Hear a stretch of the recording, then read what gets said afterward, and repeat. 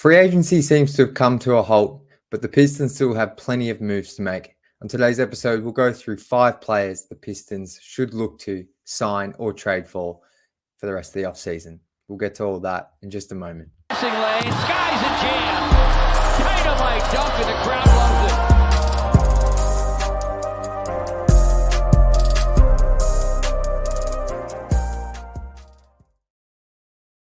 Welcome back to Pistons Intellect. I'm your host, Jack Kelly. You can follow me on Twitter at Jack_Kelly_313. You can also follow us over on Instagram at Pistons_Intellect. And if you're feeling so kind, please hit that subscribe button. I just want to quickly shout out everyone who subscribed to the channel, whether you were here from day one all the way back at the start of the 2023-2024 season, or if you just subbed in the past hour. We've exceeded 2,000 subscribers. It feels like only a few weeks ago I was saying we're at 1,000 subscribers. So appreciate everyone that's subscribed, new, old, or recent. It's really cool to just see this channel grow, and I appreciate everyone sticking with me. And yeah, I hope you enjoy the content. But thank you to all of you.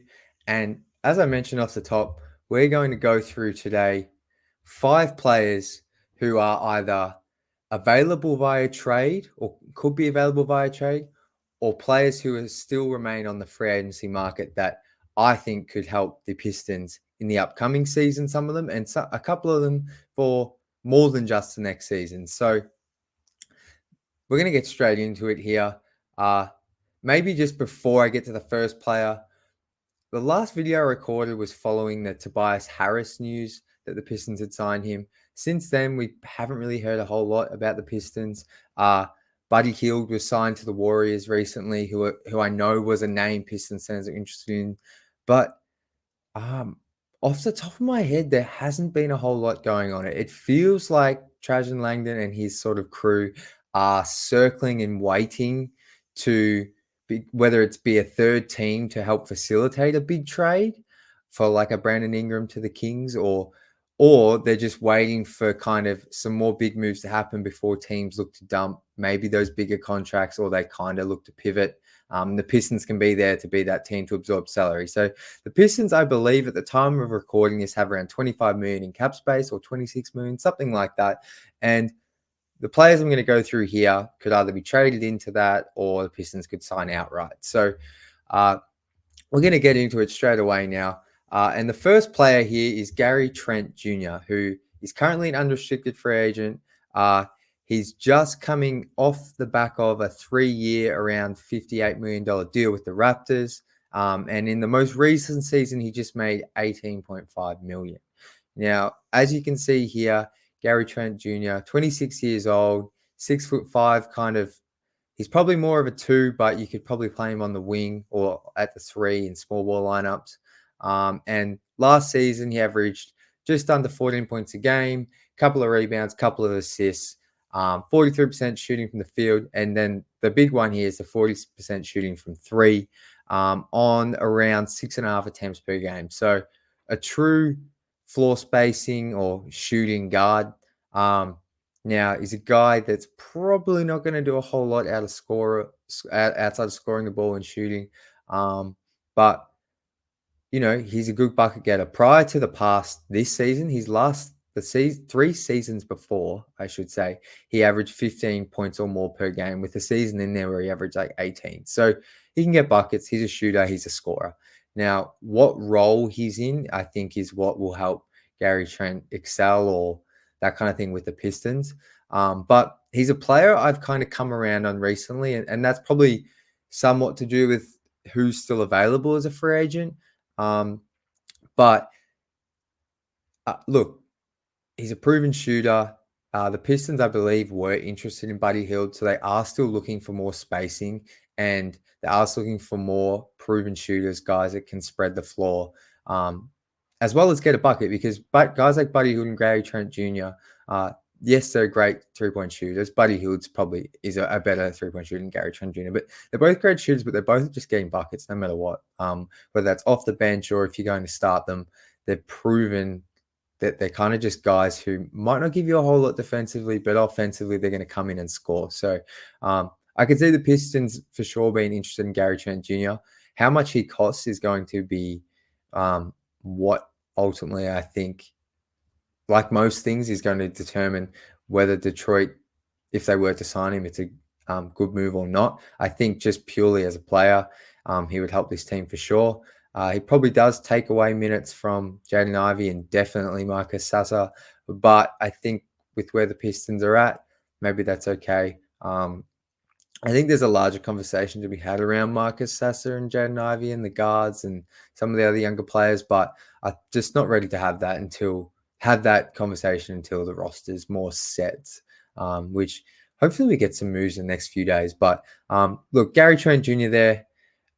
Look, I'll be honest, I'm not the best at just coming up with trades or contracts, but if he made 18.5 million last season, and though he shot the ball quite well from three, it was probably more of a down year for him. So I would say you're probably looking at a similar value, I would say. Like, I think he'd be trying to get around the similar amount, 18 million per year. Maybe I'm completely wrong. Let me know in the comments if I am. But, what if, I'll throw this to you guys. What if the Pistons could get him for 3 years, 45 to 50 million, or like a 2-year, $45 million deal? To me, that seems like a bit much, but I do like the player. So those are some figures. I'd be more interested to hear what you guys think his value is. I tried to do a little bit of research, but I'm just basing it off his production last season versus what he just made. So regardless, to say, I think he's a player Detroit should be interested in and trying to sign at the right deal. Now, moving on to the next player, bit of a change up in positions, and Brook Lopez. Now, I've tweeted about Brook Lopez a few times over the past week, and there's been no reporting around Lopez being available for trade or especially being tied to the Pistons. But I've put him here because he has 1 year left on his deal at around $23 million. I believe the Bucks, they're well over the cap and they might be over the second apron. So I think a guy like Lopez, who is at 36 years old, there is potential for them to look to move on from him. And just quickly, some of his stats in the past 6 seasons with the Bucks, and these numbers kind of align with, they're kind of consistent across the board, but he's averaged 13 points, 5 rebounds, 2.2 blocks, 48% from the field, and 35% from deep. And that's on around 5 attempts per game. He's really transformed his game with the Bucks, and he's become that pretty much perfect rim protecting big that can space the floor. And when we look at the Pistons roster, we look at the wings they've drafted, we look at the guys they have in the backcourt in Jaden Ivey, spacing bigs, a spacing 5 is what this team needs. Now, what you give up to get Lopez is questionable. Obviously, the Bucks in a position where they have Giannis Antetokounmpo, they're looking to win. So they're not necessarily probably just looking to throw a guy like Lopez away just to get some immediate relief. But I could imagine they are looking for some form of salary cap relief. So the Pistons are a team that can provide that. James Edwards III threw out a trade of basically sending back Jalen Duren for Lopez in the first round pick. That was not met kindly by the fan base, but I see the logic there, to be honest. I tweeted out the other day that, 2 spacing rim protecting 5s in Lopez and Isaiah Stewart are kind of the perfect bigs for this team. Yes, you lose a little bit with a roll man. Neither of those guys are going to be rolling off Cade's pick and rolls and dunking it, but they both space the floor and give you that a potential to play that 5-out look. But look, even if the Pistons say, because I tweeted that and people said, well, why do you want to get rid of Duren? Why do you want to get rid of Duren? And I didn't actually say I'm getting rid of Duren. I just kind of posed that it would be a cool combo to have. And I wasn't necessarily saying trade Duren for Lopez directly. Maybe you get Lopez with another deal and then you just trade Duren for someone else better. Maybe it's a backcourt player. Maybe it's a wing.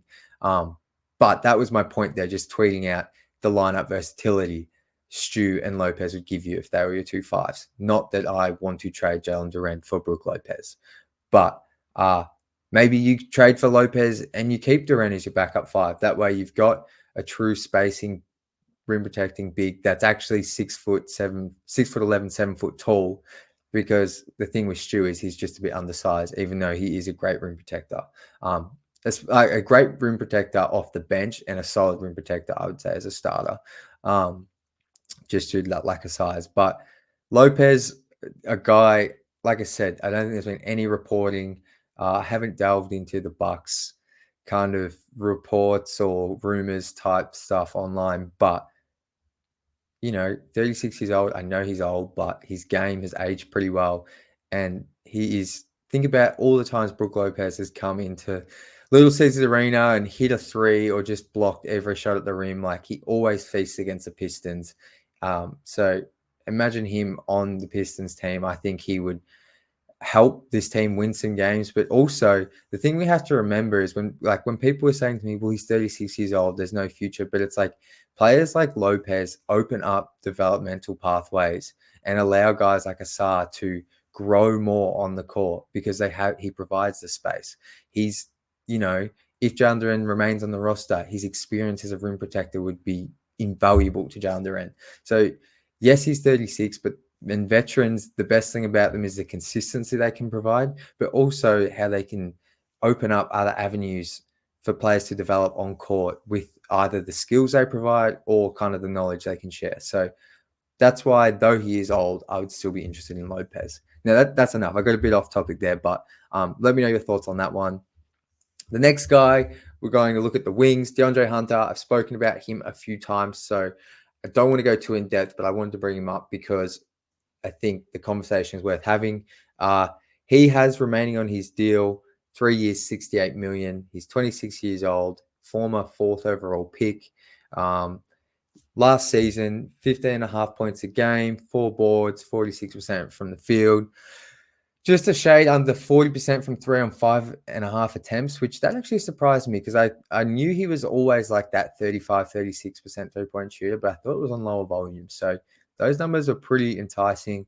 Now, not the most exciting player in terms of style and impact, but he's a guy that, as you can see, just puts up decent numbers, like solid numbers. And a lot of what happens with Hunter and a guy I'm going to mention next is going to depend on what direction the Hawks go in, what happens with Trae Young. That seems like a huge domino to fall this offseason. But if Hunter became available, you could kind of see the Hawks maybe wanting to get off his money. They've got Jalen Johnson. They just drafted Ricochet. They're probably looking to continue to develop those two and prioritize them on the wings. Maybe you can get Hunter and get an asset additionally. Like, the argument for taking on Hunter for me was if they're willing to offer a future first, like, I know the Pistons have a lot of wings and forwards, as is with Ron Holland, Asar Thompson, Fontecchio, and Tobias, but you can never have too many wings, and especially a guy like this who provides solid production. Like, I'm sure you could flip him to another team. So if there's a first-round pick involved of any kind, I would be open to doing a trade like this for DeAndre Hunter. Still 26, still has plenty of time left in his career. Maybe he's the future kind of 4, and Tobias, you keep him for a season, and maybe you flip Tobias at the trade deadline this season. You just don't know. And you still have kind of that veteran 4 to play alongside Holland and Asar and Fontecchio. So just some thoughts on him. I like, he's not a little bit similar to Gary Trent Jr. for me. Like, they're not the most exciting players, and like, typically my mindset has always been like, go big for stars or like try and take swings in the draft and develop that way. But obviously the Pistons are never going to get those big stars. And we've seen the Pistons trying to develop just with young talent and letting them grow by themselves. And it hasn't worked. So guys like Hunter, Trent Jr., who are in their prime and are probably just going to be role players at best, I'm much more inclined to take a swing on them now. Or just bring them in and mold them around our young core. So as always, let me know your thoughts on Hunter. Mixed opinions on him online for sure. So interested to hear your thoughts. Another Atlanta Hawk, Clint Capela. I've spoken about him a lot as well, but if case for those, this is your first time watching. Clint Capela, 30 years old, 6'11", has 1 year, 22 million expiring on his deal. Last season, double-double, 1.5 blocks, as you can see on the screen here, 57% from the field in only 25, 26 minutes of action a night. So he played, I think, 70 games, started all of them. And he's a guy, once again, similar, it kind of is going to depend what direction the Hawks go. But I think even if they keep Trae Young. Sorry, I was going to say Trey Jones. Even if they keep Trae Young, Capela is a guy I could see them trying to move on from. Potentially, just with they have Okongwu, and maybe they want to give, if they're going young, maybe they want to give Okongwu a chance to start, and because he's been coming off the bench for so long. But I think Clint Capela would be a really serviceable big. Like I said, if they keep Jalen Duren, he could come off the bench behind Jalen Duren. He could start for Jalen Duren. Because he's only expiring, I'm not sure what kind of assets you could get. This is probably just more the Pistons trying to get a veteran big in because they might not have been able to trade for one, or they just need some rim protection. They might, because I don't know who's left on the free agency market at the center position, who's, really worth signing long term or even in the short term. So maybe the Pistons, they don't get many assets, but they just take on his contract, his 22 million, and you get that serviceable starting or backup big in Clint Capela who can protect the rim and roll to the rim and rebound. So not the most sexiest pick for sure, but once again, they're only 30 years old. It is it's not young, but he's still got a couple of years left in him. And I think the numbers there show he still produces at a very high level. I know his defense has dropped off and shot blocking has dropped off, but with where the Pistons are at, I think it would be kind of a low risk move if you're not able to make a trade for a Brook Lopez or a better type center. Just as some Jalen Duren insurance if he gets injured, or if Duren's struggling with his motor and rim protection, Clint Capela, I think, would be an awesome option to have.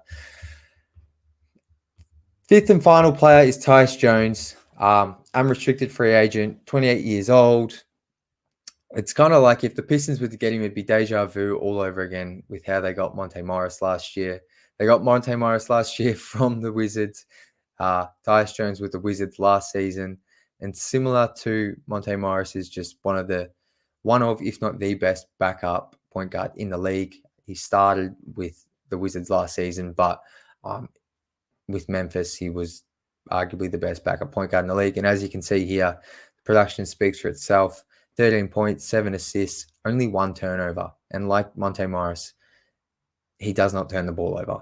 And that's something Langdon has stressed a lot that the Pistons are looking for. It's something that Tim Hardaway Jr. and Tobias Harris both don't do. They both don't turn it over. So Tyus Jones would align with that thought process. And then, as you can see there, 41% from 3 on just under 4 attempts per game. So pure playmaker, this guy. Really good in the mid-range, efficient from outside. Bit undersized, so tries on defense, but not a stopper by any means. But I think he would solve a lot of the playmaking woes, because a lot of players we've spoken about, whether it's via trade for the Pistons, even we're talking about like Brandon Ingram or some of the bigger names earlier in the offseason, the Pistons are still kind of missing playmaking off the bench. And there hasn't been a lot of names discussed that could fill that void.